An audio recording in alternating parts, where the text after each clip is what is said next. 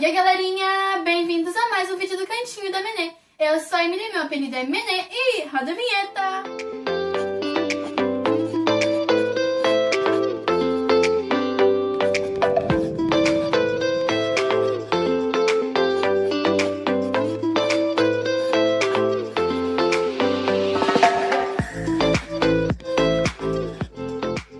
Pessoal, a lição dessa semana tem como título Para Deus não há segredos. O verso para memorizar diz assim: é melhor ter sabedoria que armas de guerra, mas um só pecador destrói muitas coisas boas. Eclesiastes 9, verso 18. A mensagem central diz assim: tudo que fazemos e dizemos, seja bom ou mal, afeta os que nos rodeiam. Por acaso você já fez algo muito errado e acabou se dando muito mal por isso? Ou então você fez algo errado e acabou perdendo algo que você ansiava muito para ter? Como acabar ficando de castigo e perder um show muito legal passando na TV, ou ficar sem uma sobremesa depois do almoço. Às vezes acontecem essas coisas e a gente fica muito triste.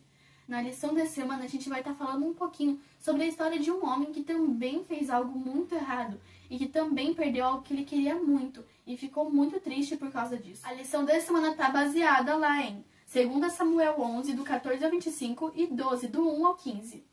Bora lá? Algumas semanas atrás eu comentei que na Bíblia Davi era chamado de o homem segundo o coração de Deus.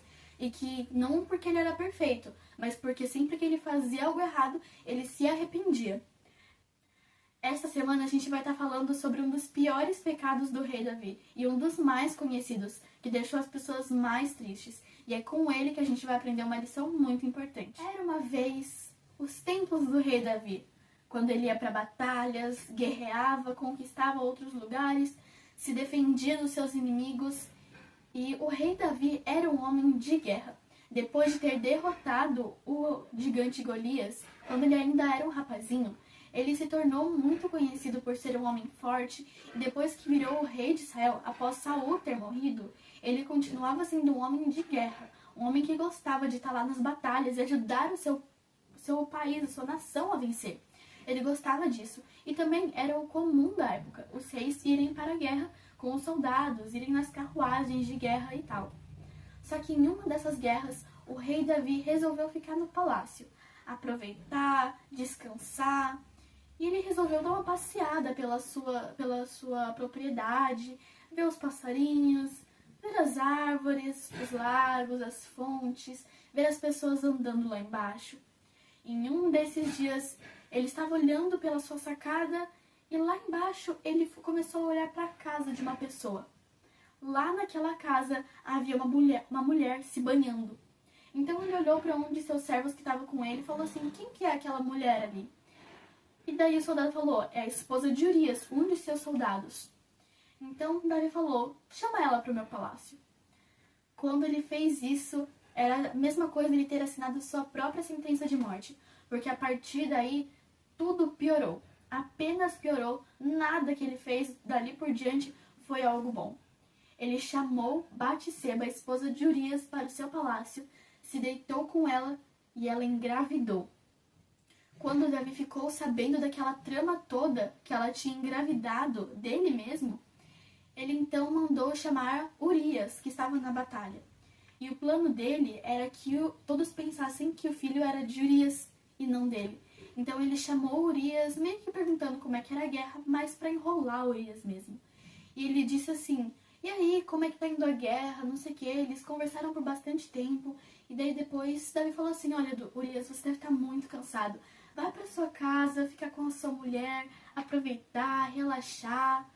E depois você volta lá para o acampamento. Só que Urias não foi. Davi, pensando que Urias tinha ido para o palácio, foi dormir tranquilo.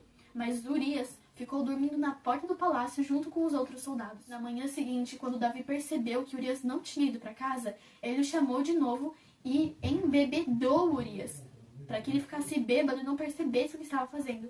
Mas mesmo assim, quando Davi falou: vai para sua casa ficar com sua mulher, ele não foi. E mesmo bêbado, dormiu na porta do palácio de novo. Então, Davi resolveu colocar em prática o seu plano B, que seria matar Urias. Então ele escreveu uma carta bem normal para Joabe, o chefe do exército, falando bem assim: coloca Urias na frente de batalha para que ele seja morto. e falou assim: Urias, entrega essa carta aqui para Joabe, por favor. E então Urias foi de volta para o exército, levando sua própria sentença de morte. Quando Joabe viu aquilo, ele ficou surpreso, pois não era uma coisa que o rei Davi faria normalmente. Mas, como o rei havia mandado, ele fez. E, na guerra, Urias morreu. Depois de Batseba, a esposa de Urias, ficar sabendo que ele havia morrido na guerra, ela chorou muito. E depois que o tempo de luto havia passado, Davi a chamou de novo para o palácio e se casou com ela. Então, até ali parecia que tudo havia sido resolvido. Agora ela era esposa dele, o bebê era dele, talvez não tivesse mais problema. Mas as fofocas já foram pelo povo e em pouco tempo todo mundo já estava meio que sabendo que das pequenas coisas que o rei Davi havia feito, que haviam liderado para a morte de Urias e também que agora Batseba era sua esposa e já tinha um filho. Foi então que Deus não aguentou mais e ele falou: eu vou botar um ponto final nessa história e eu vou colocar ordem nessa casa. Então ele falou com o profeta Natã e Natã foi até o palácio. E ele começou com uma parábola muito simples, contando para Davi. E ele disse: certo homem, muito rico, tinha muitas ovelhas. Ele era um fazendeiro muito, mas muito rico mesmo, e tinha centenas de ovelhas no seu pasto. E o seu vizinho era um homem muito, muito pobre, que tinha apenas uma ovelhinha. E ela era tão querida, mas tão querida, que ela dormia em seu colo, comia do seu próprio prato e bebia no seu próprio copo. Era como uma filha para aquele homem. Um dia chegou um visitante na casa desse homem rico, e ao invés de pegar uma das suas ovelhas, matá-la e fazer um bom jantar, ele foi lá na casa do homem pobre que só tinha uma ovelha, pegou sua única ovelhinha, matou e fez um jantar para o visitante. Quando Davi ouviu aquilo, ele ficou muito furioso e falou: esse homem que fez isso devia ser morto. Mal sabia Davi que aquele homem era ele mesmo, e foi isso que Natã disse: pois esse homem é você, porque você matou Urias para ficar com sua esposa, e agora ela está grávida por causa do teu pecado. Então Davi, percebendo o que ele havia feito, se prostrou diante de Natã e falou: eu pequei contra o Senhor.